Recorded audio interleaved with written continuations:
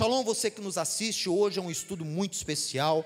Nós estamos no momento onde está sendo gravado esse estudo, na época do estudo de Êxodo. Nós entramos no estudo do livro de Êxodo, especialmente dos capítulos 1 a 6, especialmente do capítulo 3, onde Deus revela para Moisés na sarça ardente, lá no Monte Horebe, Deus revela o seu nome.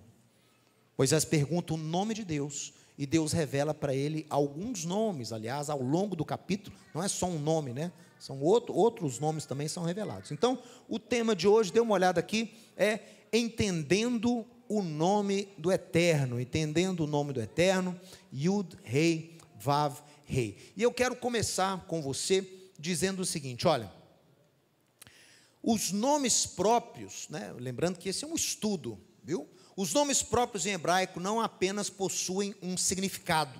Todo nome em hebraico não tem só um significado, mas eles também expressam a natureza e a essência do seu portador.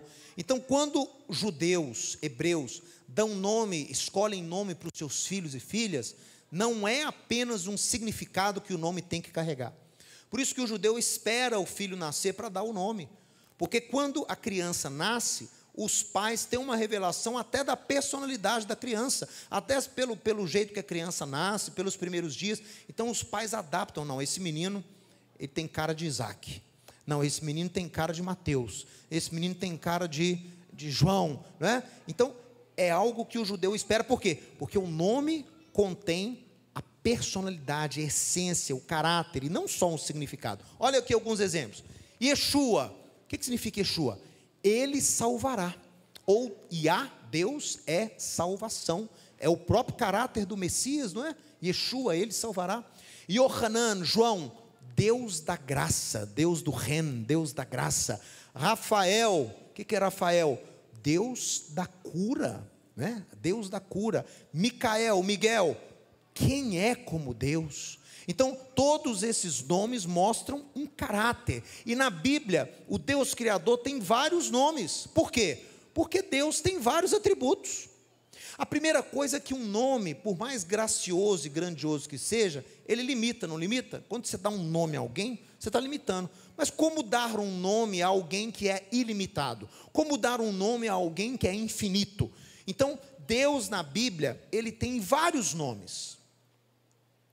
Cada nome de acordo com o aspecto do seu caráter, da sua personalidade. E vocês já viram e leram vários desses nomes. Olha só, nós temos, por exemplo, El, que significa o quê? Divino, né? El é divino, Deus, divino, divindade superior. Você tem Elohim, que é um termo que significa Deus dos deuses. Você tem Adonai, Senhor, que expressa autoridade. Você tem El Shaddai, dá essa ideia de poder, né? O Deus todo-poderoso, o Deus que cuida, que amamenta, que sustenta. El Gibor, o Deus forte. Você tem El Rafá, o Deus que cura. El Elyon, o Deus das alturas, o Deus altíssimo. Então, são nomes dados, muitas vezes por homens, como fruto de alguma ação de Deus na vida deles. Você sabe qual foi a pessoa na Bíblia que mais deu um nome para Deus? O rei Davi. Por quê? Porque ele foi um homem que teve muitas experiências com Deus. Então Deus dava para ele estratégias de vitória contra os filisteus. Aí ele dava o nome de Deus de quê? Adonai Ish Milhamah. Deus é homem de guerra.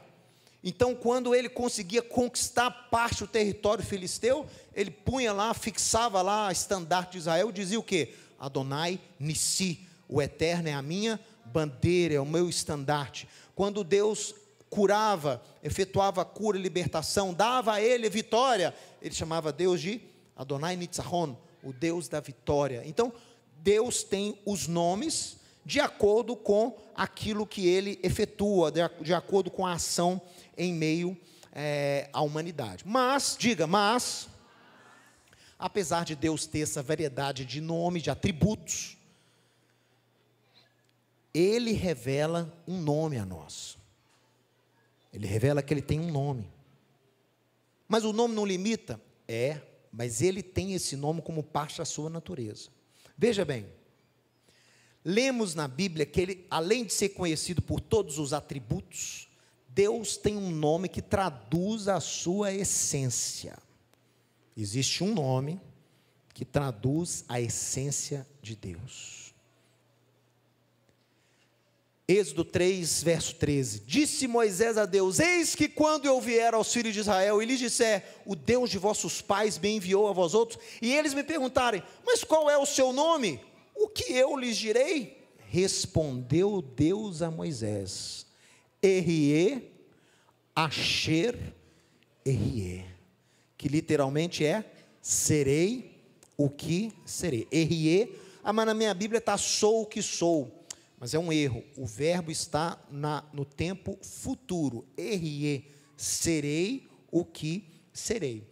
Disse mais, assim dirás aos filhos de Israel, errie, serei, me enviou a vós outros. Disse ainda Deus a Moisés, agora sim, preste atenção, assim dirás aos filhos de Israel, Yud, Rei, Vav, Rei, YHVH, o Deus de vossos pais, o Deus de Abraão, Isaque e Jacó, me enviou a vós outros. Este é o meu nome eternamente, Yud, Rei, Vav, Rei, o Deus de Abraão, Isaque e Jacó, e assim serei lembrado de geração em geração. Então, esse texto revela dois aspectos da natureza de Deus, demonstrados através desses nomes.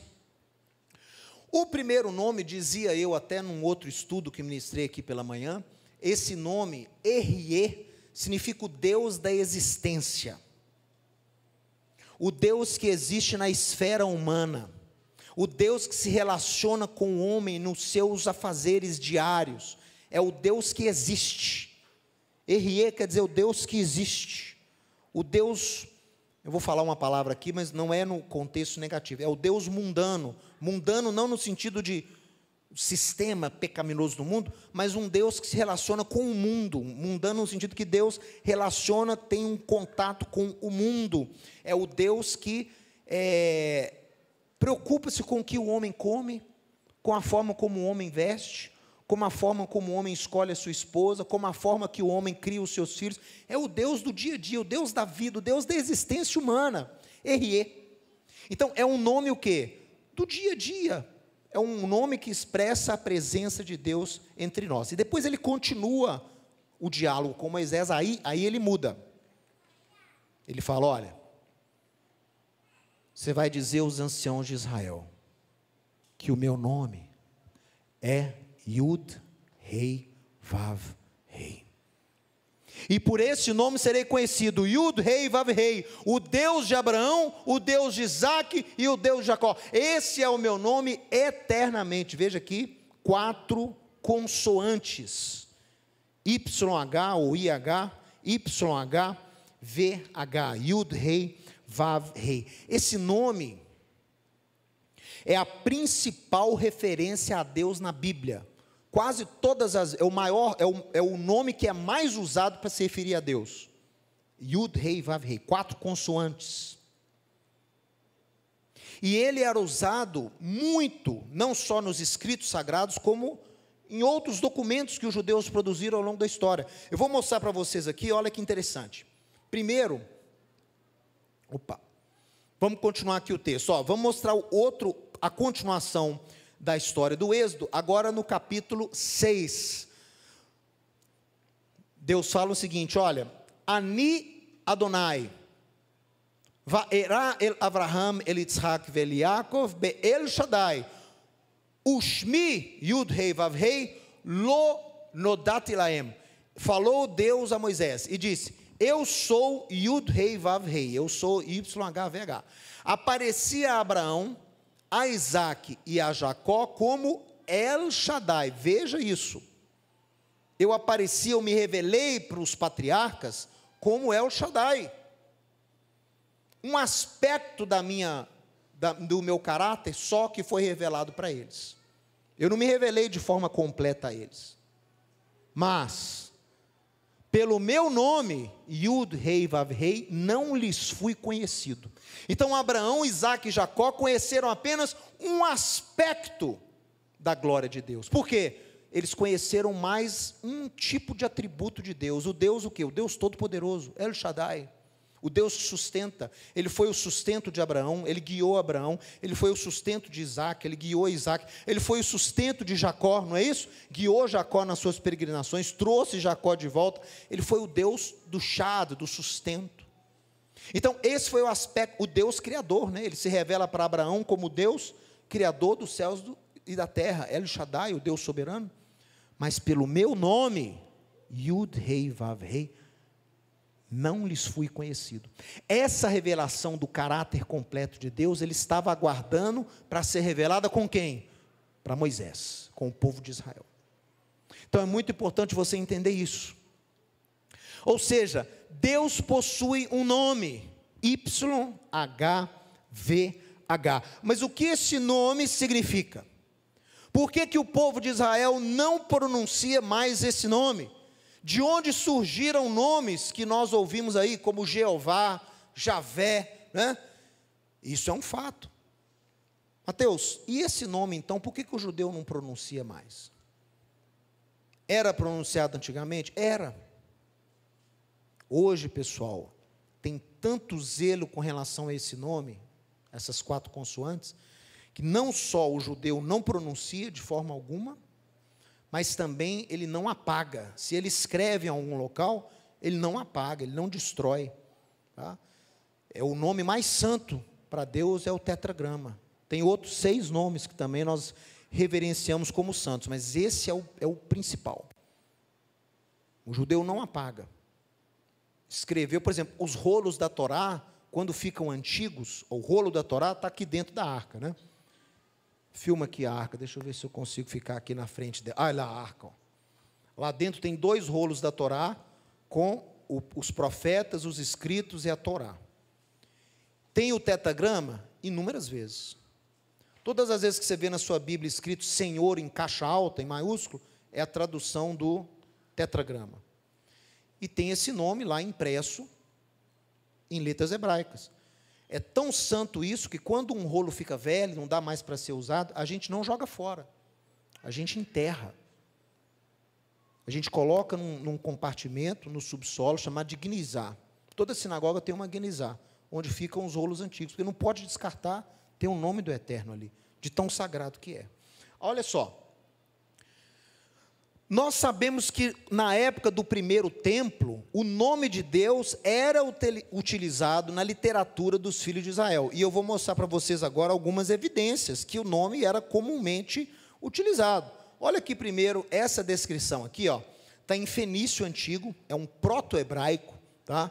Caracteres ainda proto-hebraico. É uma carta que foi escrita numa cerâmica que nós achamos lá em Tel Lachish, na região de Israel. Ela data da época do primeiro templo,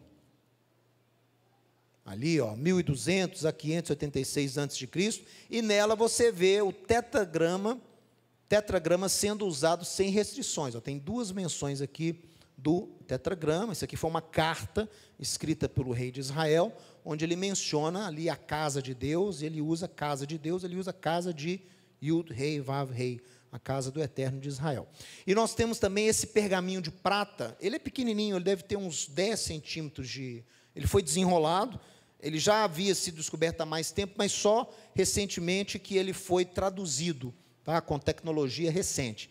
E nesse pergaminho de prata, nós encontramos, foi encontrado lá em Jerusalém, ele data do século 7 a.C., da época de Isaías. E lá você vê escrito número 6, 24, 26, a bênção sacerdotal. E nela tem o tetragrama 3 vezes. Então o tetragrama aparece 3 vezes nesse pergaminho. Aqui desse retângulo aqui à esquerda, você pode ver o fenício antigo, o proto-hebraico e o hebraico moderno, como nós temos hoje. Então você vê que o nome do Eterno era pronunciado, com certeza, e era também escrito, claro que de forma respeitosa. Então, como que hoje a gente não usa mais? Por que Mateus, eu posso usar? Eu posso descobrir qual é esse nome e voltar a usar? Calma, deixa eu te dar um pouquinho de história. Olha só, o que você tem que saber? Depois do exílio babilônico, que o povo judeu foi para a Babilônia, especialmente a partir do século 3 a.C., depois que eles voltaram, os judeus deixaram de usar o tetragrama falado, eles continuaram escrevendo, mas deixaram de falar. Por duas razões. À medida que o judaísmo se tornou uma religião universal, em vez de meramente local, o substantivo hebraico mais comum, Elohim, que é a forma plural, mas entendido como uma tradução para Deus, ele acabou substituindo o Yud, Rei, Vav, Rei, ou Yahweh. Vamos supor aqui que essa fosse a pronúncia original. Então, o Elohim, ou Adonai, passou a substituir o tetragrama para demonstrar a soberania universal de Deus sobre todos os outros deuses. Ao mesmo tempo, o nome divino era cada vez mais considerado sagrado demais para ser pronunciado, e foi assim substituído vocalmente no ritual da sinagoga pela palavra Adonai, o meu Senhor. Então é o seguinte, quando os judeus foram para a Babilônia, levaram os escritos sagrados, depois que eles voltaram, trouxeram os escritos sagrados, o judeu já estava muito conhecido na região. Ficaram um tempo na Pérsia, ficaram na Babilônia, os escritos sagrados começaram a ser conhecidos por outros povos, e para evitar do mandamento de Hilul Hashem, para evitar a profanação do nome sagrado, os judeus pararam de pronunciar esse nome, para quê? Para evitar que outros ouvissem e profanassem o nome do Deus Criador, o nome mais santo do Deus Criador. Então foi uma questão de respeito. Como nós estamos na diáspora, nós estamos aqui entre pagãos, se eles ouvem a gente orando com esse nome, eles podem usar esse nome para profanar a Deus. Então nós vamos evitar falar o nome sagrado e nós vamos usar substitutos para esse nome. Qual foi o principal substituto? Elohim. Elohim significa Deus dos deuses. Ou Adonai, na sinagoga é Adonai. Então você vê que quando a gente lê aqui do rolo da Torá, e disse Deus a Moisés, quando o Olê está lendo em hebraico, ele lê o quê? Vaiomer Adonai El Moshe. Então sempre a gente usa Adonai no lugar do tetragrama, quando a gente vai ler do rolo sagrado. E por quê? Porque lá no século 6, até o século 10, os maçoretas, que eram hebraístas, judeus, eles trabalharam para reproduzir o texto original da Bíblia. Eles começaram a fazer cópias da Bíblia hebraica. E eles acrescentaram ao tetragrama as vogais da palavra Adonai e Elohim. Então eles pegaram, olha aqui em preto. Em preto eu coloquei as letras do tetragrama, está vendo? Yud, Rei, Vav, Rei. O que esses hebraístas fizeram lá no século X em Tiberíades? Eles pegaram as vogais da palavra Adonai, as vogais da palavra Elohim, A, E, I, e jogaram nas 4 consoantes. De forma que ficou assim, ó, eles pegaram o E do Elohim e jogaram aqui depois do Y. Pegaram o O de Adonai Elohim, colocaram no meio. E pegaram o A de Adonai e colocaram no final. Então, se você pega essas vogais e une as 4 consoantes do nome sagrado, você vai ter a palavra Yehová. Yehová. Yehová é quando você pega a vogal de Adonai Elohim e joga no tetragrama. Foi um artifício. Por quê?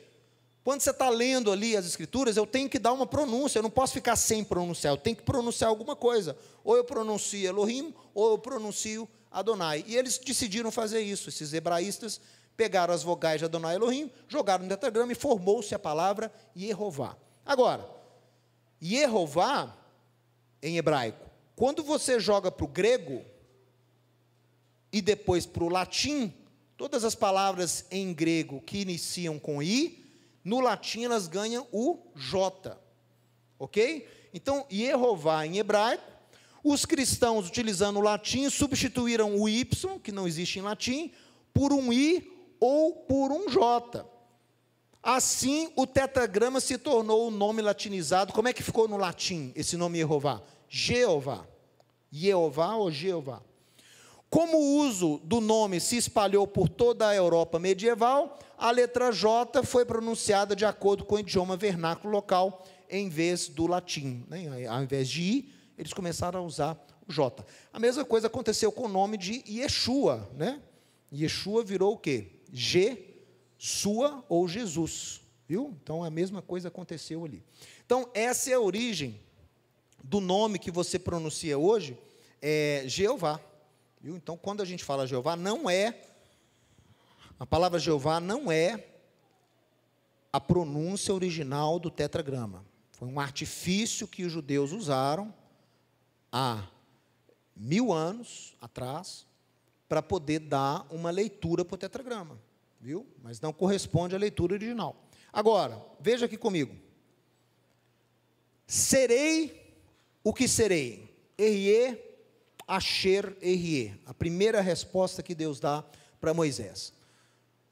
Esse é o tetragrama, correto? Yud, Rei, Vav, Rei. Muitas pessoas pensam assim, Mateus, mas qual é a conexão? Porque Deus dá 2 nomes para Moisés no capítulo 3. Primeiro ele fala Erie, depois ele fala, o meu nome é IHVH. Qual é a conexão dos dois? Eu quero propor uma teoria para você. De onde veio esse nome YHVH, Yud, Rei, Vav, Rei? Qual seria uma possível tradução desse nome? São só 4 consoantes? Ou será que elas representam algo maior? Ou será que o fato de Deus ter falado antes, serei o que serei, como uma dica para Moisés poder entender o seu nome santo, verdadeiro, YHVH. Olha o que eu vou mostrar para você. Yud, Rei, Vav, Rei, está aqui em vermelho. Quem sabe, o tetragrama, Yud, Rei, Vav, Rei, não seja as iniciais de uma frase. Quem sabe não é as iniciais, não são iniciais de uma frase. Que frase? A frase que Deus iniciou o discurso com Moisés. Erie, Asher, Erie, o Deus da existência. Se você analisa o hebraico, os tempos verbais do verbo ser, são esses aqui, ó. O da direita, Irie, diga, Irie, serei. Rové, diga, Rové, sou. Raiá, foi ou fui. Está na terceira pessoa. Então, será, é e fui. Essa é a tradução dos 3 tempos verbais do verbo ser. Erie, Rové e Raiá. Agora, olha, se você pega as primeiras letras desses verbos, nós temos o quê? Irie, Rové, Raiá. As primeiras letras, as primeiras partes dos tempos verbais formam o nome santo de Deus. O que isso significa? É a dica que Deus deu, por isso que ele começou, Erie, Asher, Erie. E o meu nome é Yud, Rei, Vav, Rei. O que significa, na verdade, Yud, Rei, Vav, Rei? É a junção dos tempos verbais. Fui, sou e serei. Alguém que era, é e será, é o quê? Eterno, infinito, eterno. Por isso que muitos judeus, ao invés de lerem como Adonai, o tetragrama, quando vão ler o tetragrama, dizem o quê? Eterno. Porque é a tradução mais próxima do nome sagrado. E é o único atributo, é o único adjetivo que não limita. Grande, poderoso, altíssimo, misericordioso, curador, tudo limita. O único que não limita é o quê? Eterno. Você chama algo de eterno, não há limite. Não é um atributo que prende, pelo contrário, que abre. Então, por isso que muitos judeus, inclusive aqui nessa casa, é um costume muito comum aqui, a gente referir-se a Deus, o quê? Como eterno. Quando a gente lê o tetragrama. Fui, sou, serei. Eu sou Yud, Rei, Vav, Rei. Mas de que forma o Deus de Israel poderia revelar esse nome aos filhos de Israel? Fazendo-os passar pela maior experiência da sua existência. O que Deus vai inaugurar com o povo de Israel que Ele vai revelar o seu nome santo, não é através de uma aula. Moisés não deu uma palestra igual eu estou dando aqui para explicar o nome de Deus. Sabe o que ele fez? Ele conduziu o povo ao longo de 40 anos. E ele deu para esse povo experiências. Então, um Deus que era, que é e que será, se tornou o quê? Conhecido através das experiências que o povo tinha com Ele. Deus se revela a nós através da experiência. A fé é algo dinâmico. A fé é algo que impacta não só o seu intelecto, mas a sua vida como um todo. Experiências com o eterno é o que definem quem é o eterno na sua vida. Não é o que você aprendeu, mas é o que você viveu. Lembra do testemunho de um dos mestres do Rabino Shulam, o Rabino Moshe Emanuel Ben Meir, um rabino ultra-ortodoxo de Jerusalém? Aliás, o Moshe Ben Meir não, o Daniel Tzion, que é aquele que salvou os judeus da Bulgária, né, negociou com o rei da Bulgária, para os judeus irem para Israel em 46. O rabino Daniel Tzion era um dos discipuladores do Rabino Shulam. E o Rabino Daniel Tzion sempre foi ortodoxo. Mas só que quando os ortodoxos lá de Israel descobriram que ele cria em Yeshua, fizeram um julgamento para ele, público.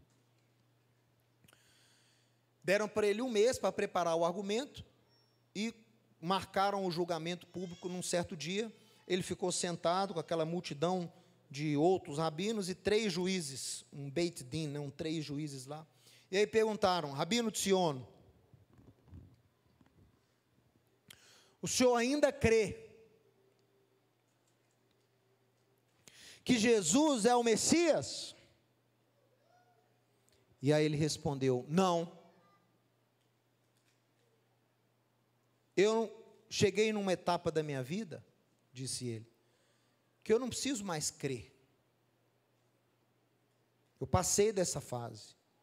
Eu sei que Ele é o Messias. Ele é meu amigo. Ele falou desse jeito: Ele é meu amigo. Ele habita em mim. Eu sei quem Ele é, porque Ele se revelou a mim. Ele apareceu para mim no nascer do sol, lá na Bulgária, lá em Sófia. É irrelevante a minha crença. Eu sei. Porque eu tenho experiência com Ele. Ele é meu amigo. Aí ele começou a cantar. O pessoal achou que ele era tido como doido, sabia? O Daniel Tzion era tido como doido em Israel. Ele começou a cantar.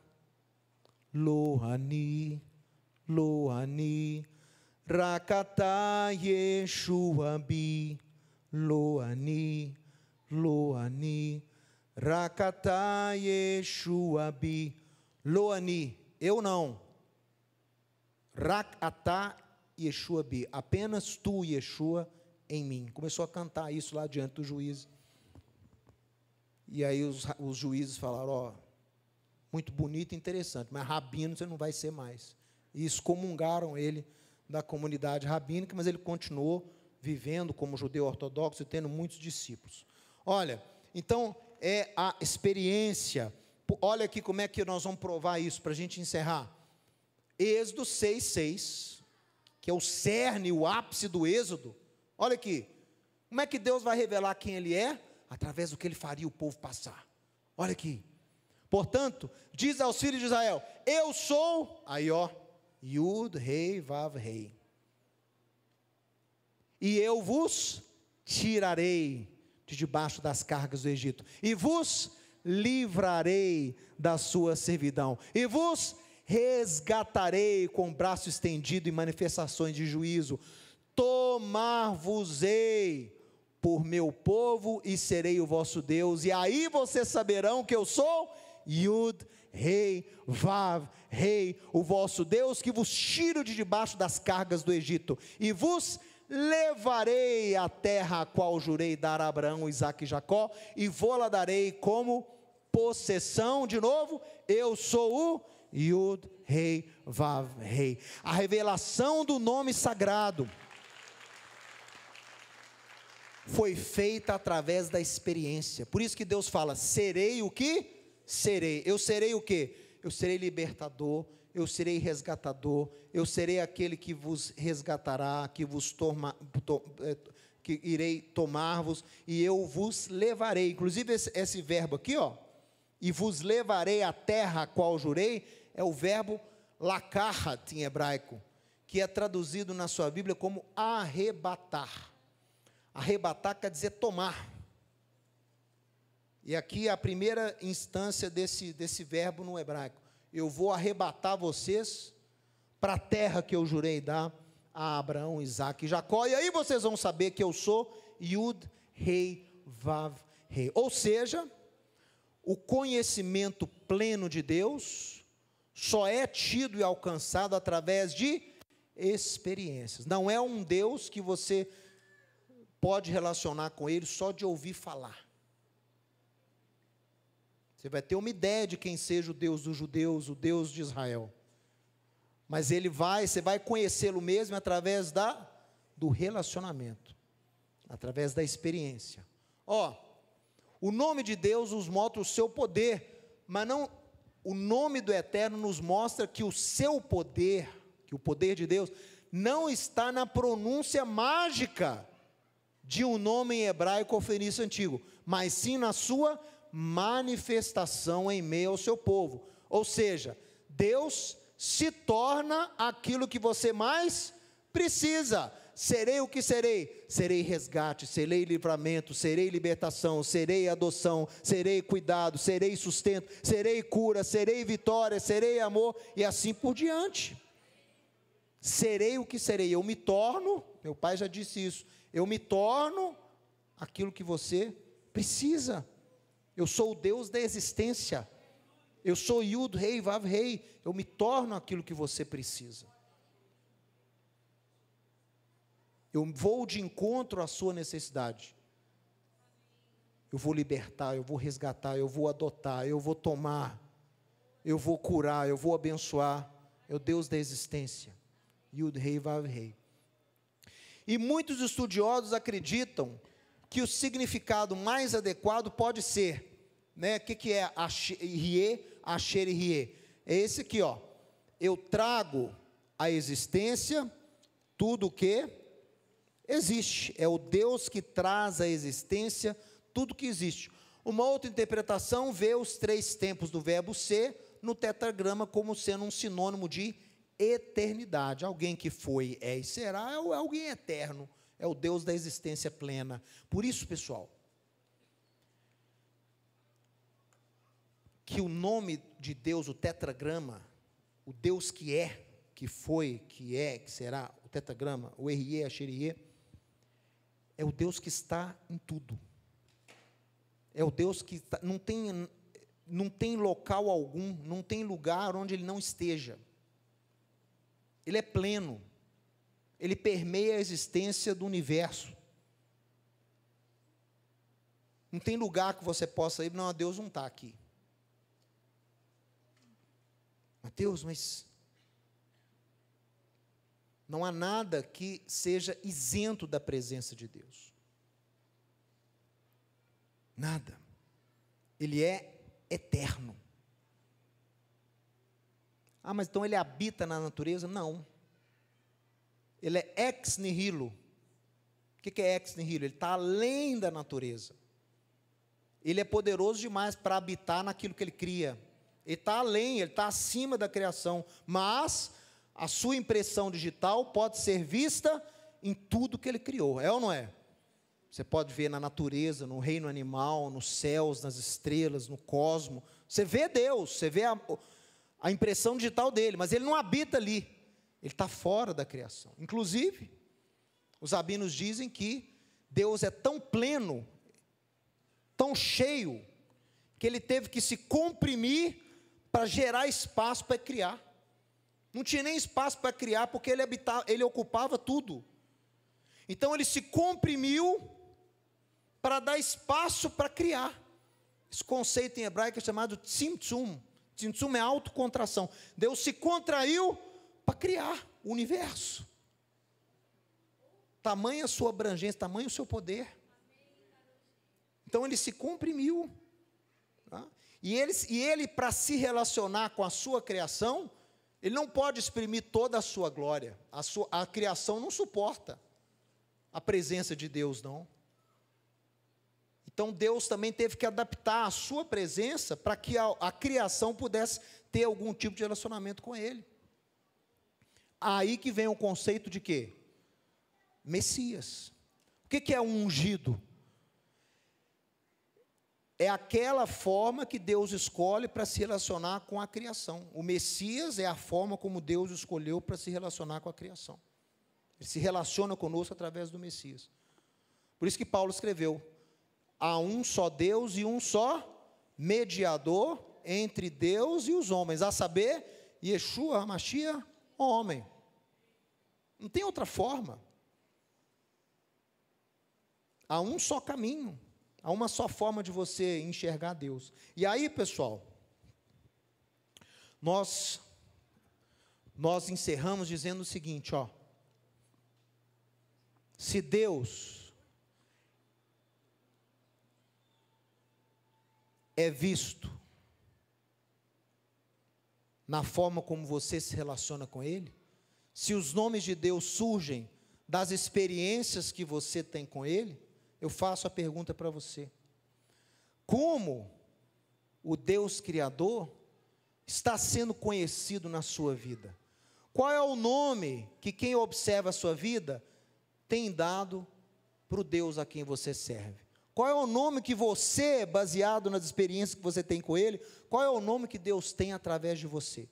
Qual é o nome que o Mateus tem dado a Deus? Qual é o nome que você tem dado a Deus? Que nome a sua vida tem dado ao Deus? Que nome a sua vida, o seu viver, tem dado a Deus? Que nome que é? Será que para você ele tem sido o Deus da angústia? O Deus do desespero? O Deus do medo? Tem gente que se relaciona com Deus na base do medo. Porque eu tenho que temer a Deus. O temor ao Senhor é o princípio da sabedoria. Não tem que temer. Não, esse temor aí não tem nada a ver com medo. Não, Mateus, quer dizer respeito, temor, porque ele pode me punir. Não, não é nada disso. Irat Adonai, temor, quer dizer o quê? O que é temor a Deus? Amar o que Deus ama, odiar o que Deus odeia. Aí você teme a Deus. Não tem nada a ver com medo. Então, quando alguém na Bíblia você lê assim, e fulano temia a Deus. Quando chega lá o mordomo do José e acalma os irmãos de José lá no Egito, dizendo o quê? Não temam, eu também temo a Deus. O que é esse temor? É você amar o que Deus ama e odiar o que Deus odeia. Aí você teme a Deus. E quem teme a Deus é lógico que respeita a Deus, que honra a Deus. Mas o mais importante do temor é você o quê? Andar segundo os seus princípios. Aí você teme a Deus. Porque ter medo de Deus, o diabo também tem medo de Deus, Satã também tem medo de Deus, o ímpio tem medo de Deus, mas ele não teme a Deus. Temer a Deus é você odiar o que ele odeia e amar o que ele ama. Aí você teme a Deus.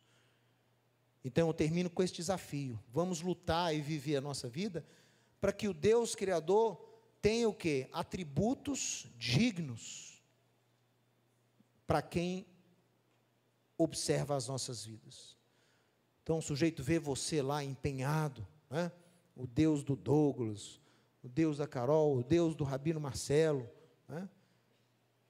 Como eles têm sido para eles o quê? O Deus do socorro, o Deus da bênção, o Deus da vitória, o Deus da prosperidade, o Deus do entendimento, o Deus da sabedoria, o Deus do equilíbrio, o Deus do amor ao próximo,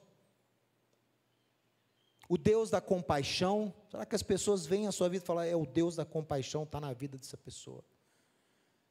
Cabe a nós honrarmos a Deus, dando a Ele os maiores e melhores atributos com base na nossa vida. Amém? Vamos ficar de pé e orar ao Eterno.